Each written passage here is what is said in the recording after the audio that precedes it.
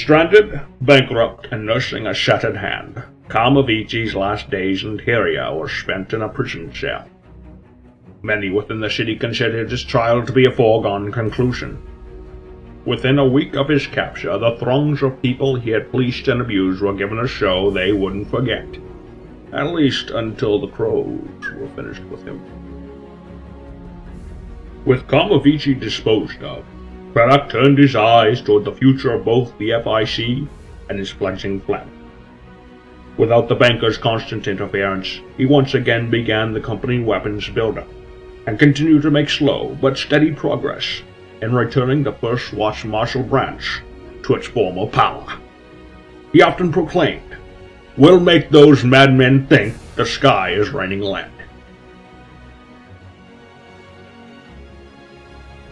After one of the best nights of her life, Delmont leaving, Kamovici going down, whirling with Craddock and dancing with Isaac, Lazela settled down to focus on helping Adira with whatever she had asked to help with.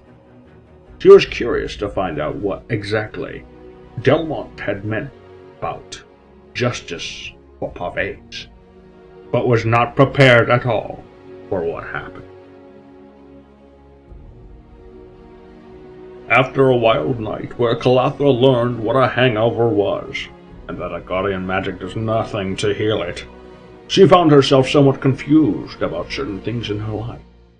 She tried to use one of her new gate passes to go home on a day off and get her sisters to help her to sort it out, only to find that her suspicions were correct, and her sisters were now lovers.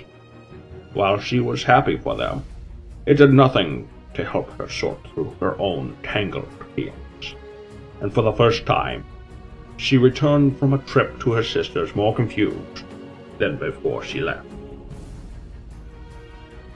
Not long after the arrest and hanging of Kamovici, Battle received a visit from her best friend Gorak Razorstrike.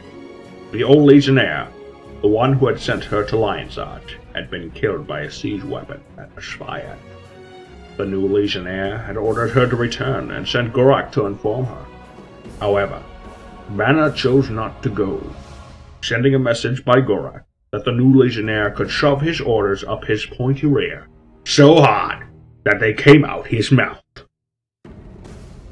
While administration politics never concerned Royce one way or the other, one thing the turnover gifted the thief with was a nice dilemma over the gold he had acquired. Theoretically speaking, he now had enough money saved up to pay back his father. What he wanted to do with it was another concern.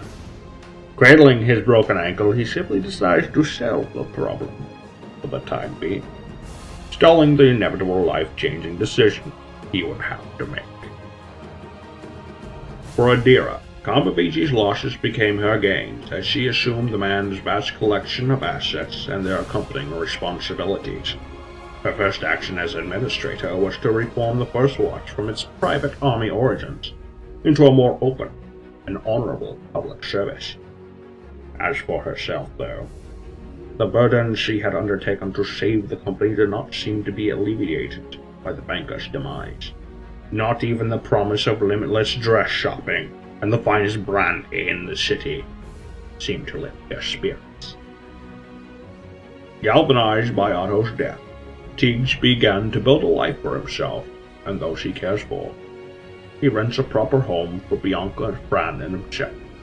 While his foolish crusade for justice in Lionarch continues, he approaches his plan with a far more cautious eye.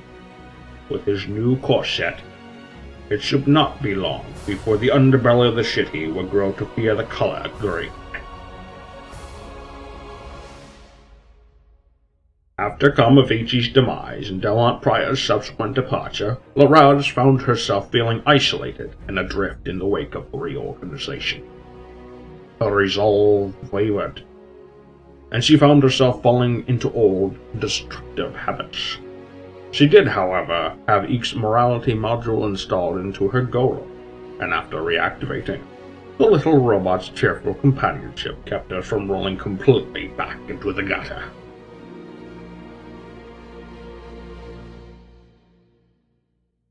Having only just recently returned to Lion's Arch in time to help the First Watch take down the financier, Kura decided to stay in the city, at least for the near future. She and Craddock spent the time making plans on how to raise the cub outside the Harar and forming a new legionless warband from the Gladium they knew. Despite the non-traditional structure, this was the closest to a typical Char's life that she had in many years. After Kamavichi's fall, Isaac decided to remain in the First Watch to help the company atone for its past. Though he was still conflicted in his feelings over the leadership of the company, he is willing to give Adira and Craddock the benefit of a doubt, for now. Isaac chose to remain in the Marshal branch of the First Watch, so he can take a front line in the role of redemption for the company. Currently, Isaac is adjusting to the new home he shares with Devlin and spending more time with Lae'zel. He spent a large sum of the money he acquired during the mission to overthrow Kamavichi to start a new small side business, selling weapons and armor. While the First Watch hunted Kamavichi, Oberon dealt with the death of his friends in the smugglers' gang. For lack of leads, he was forced to cower in his room at the inn with a loaded rifle aimed at the door. At times, he stalked the streets challenging his friends' killers to come after him. Of course they didn't. Shortly after Kamavichi's demise, Oberon decided to apply for a job in the Irregulars' Shiverpeak branch. Although Nathan was at first a bit bitter at Isaac for stealing his portion of the gold that they had found, he eventually came to accept it. He decided to return to his home for a few days to spend some time with his friends and family there.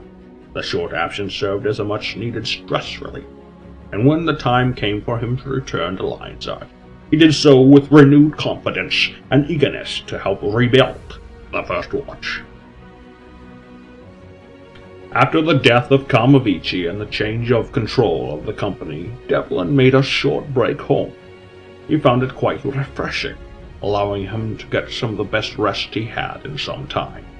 Though there was some pressure from several other families for various reasons, Devlin was steadfast in returning to the company. After his few days, he made his way back, refreshed and ready to assist the company. The final fight against Kamavichi's men gave Joa the revenge he sought against Hellman and a story worth telling. Armed with his new title of Hellman's Bane, he continued life as usual, hunting, drinking, and telling exaggerated tales of the First Watch's adventures. He even got revenge on the certain Asura named Zivka. Although he was upset by the betrayal of Kamavichi, Kalatos devoted the time after the banker's death to reaching out to the people he loves.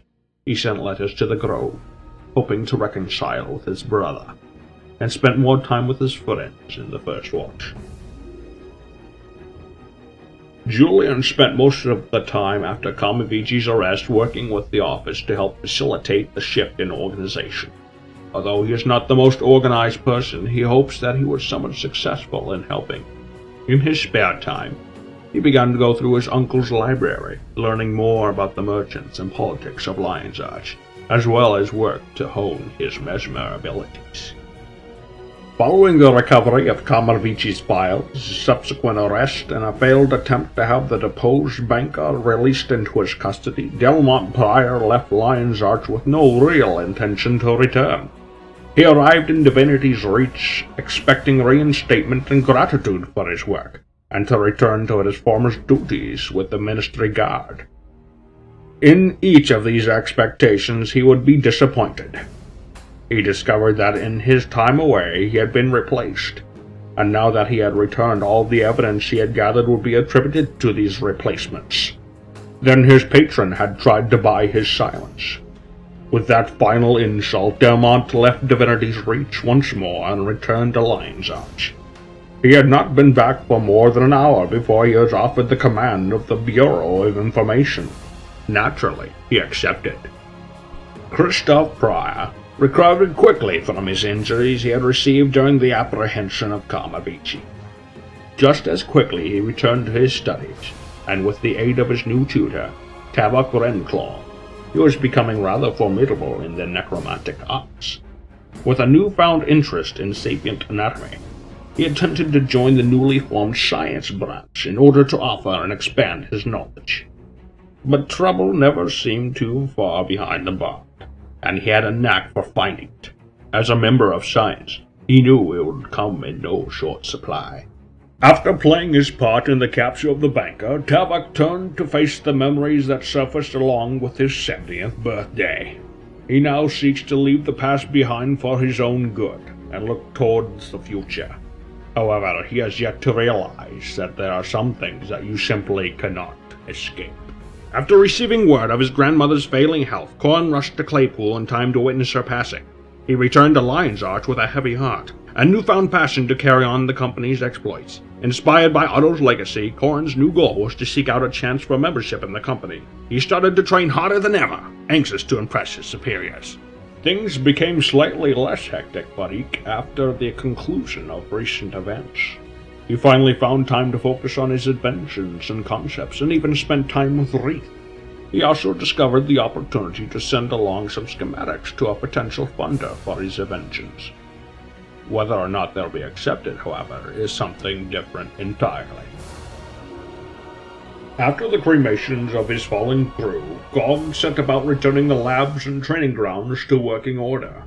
Gog then turned his efforts to the formation of the Scientific Committee of Inquiry, Examination, and Notable Creative Excellence branch of First Watch.